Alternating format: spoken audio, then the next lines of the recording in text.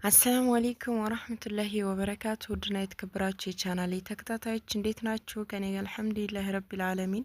ዛሬም ለጥያቄያችሁ መልስ ለመስጠት መጥቻለሁ ማለት ነው። አንዷ እህቴ ምናለች፣ በህገወጥ ቦታ ላይ የግንብ ቤት ማለት የብሎኬት ቤት ጀምሬያለሁኝ፣ ምን ትመክሪኛለሽ አለችኝ። እኔ በጣም ነው ያዘንኩት በነገራችን ላይ። ምክንያቱም ብዙ ቤቶችን ሲፈርሱ ከተጨረሱ በኋላ ሲፈርሱ በጣም ቆንጆ ቆንጆ የሚያማምሩ ቤቶች ማለት ነው ቀለሙ ሁሉ አልቆላቸው ሲፈርሱ አይቻለሁ እና በጣም ነው ያዘንኩት።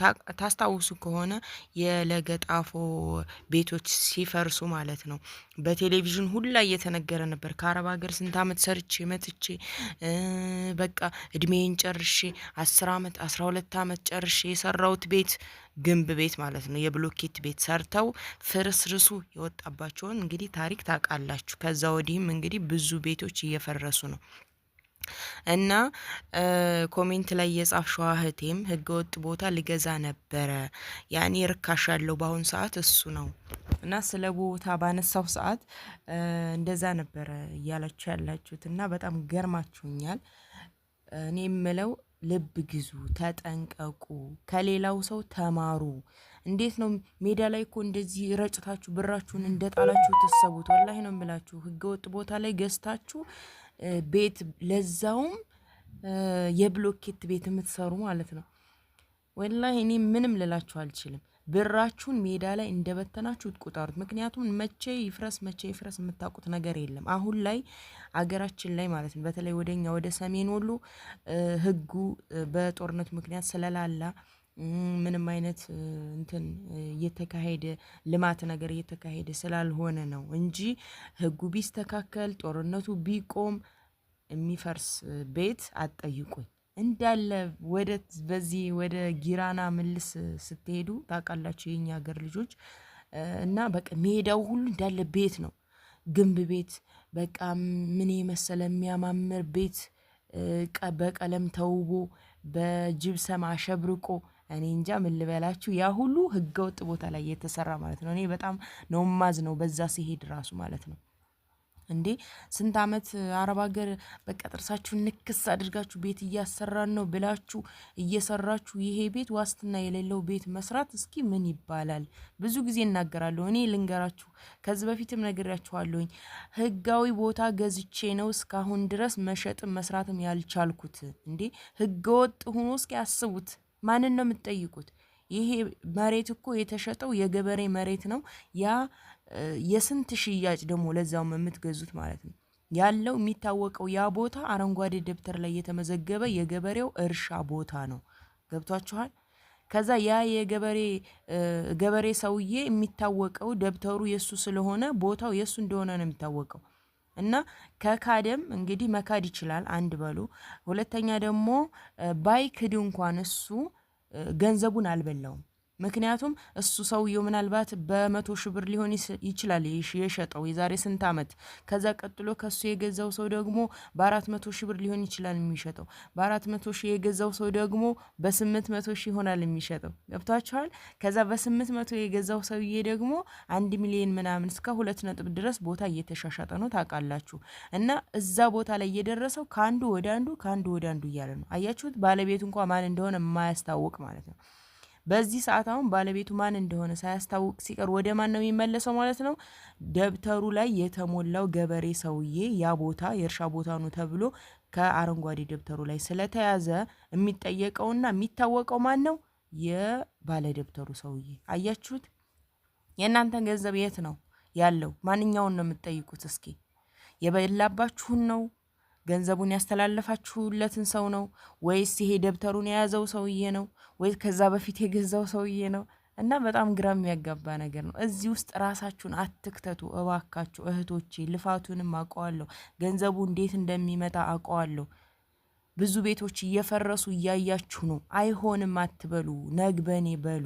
ዛሬ የከሌ ቤት ሲፈርስ ካያችሁ ነገ በኔ ይመጣል ብላችሁ አስቡ።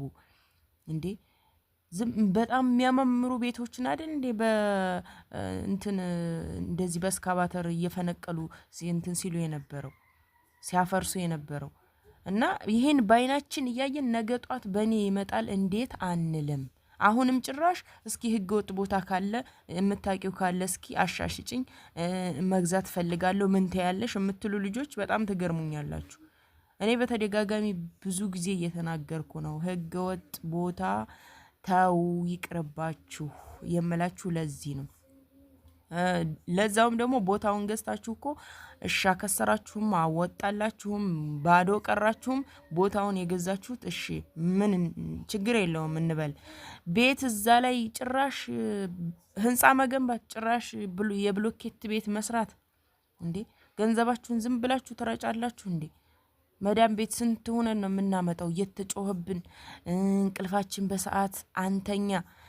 እንግዳ ሲመጣ እንዴት ነው እንደዚህ ያዳፋን አይደለ? አይናችን በርበሬው መስሎ ቀልቶ የምናመጣው ገንዘቡን የአረብ ሽንት ቤት ፈግፍገን ልጆቹ ሸንተው ዳር ላይ እንደዚህ ቁሽሽሽ ብሎ በቃ አበለሻሽተውት ምናምን ያንን እኮ አፋችን ንፍና አድርገን እኮ ዋጥ አድርገን ብሶታችን እኮ ነው አይደል ያንን ሁሉ የምናጸዳው። እንግዳ ሲመጣ እንዴት ነው ዝርክርክርክ አርገውብን በቃ እንቅልፋችን ያዳፋን። እኛ ያንን ሁሉ ሰርተን ጨርሰን ነው ምንተኛው ብለን እኛ እንዴት ነው ስንሰራ የነበረው? እና በጣም ውስጥ ይነካል። እኔ እንጃ ምን እንደምላችሁ አላቅም። ሰርቼበት አረብ ሀገር አይቼዋለሁኝ። እና እንደዛ ሆነን ያመጣነውን ገንዘብ የምንጥልበትን ቦታ ማወቅ አለብን። እና ወርቅ ግዙ፣ እኔ ቦታ ላይ ብራችሁን አትጣሉ እያልኳችሁ የነበረው ህገ ወጥ ቦታ ላይ ገንዘባችሁን አትጣሉ።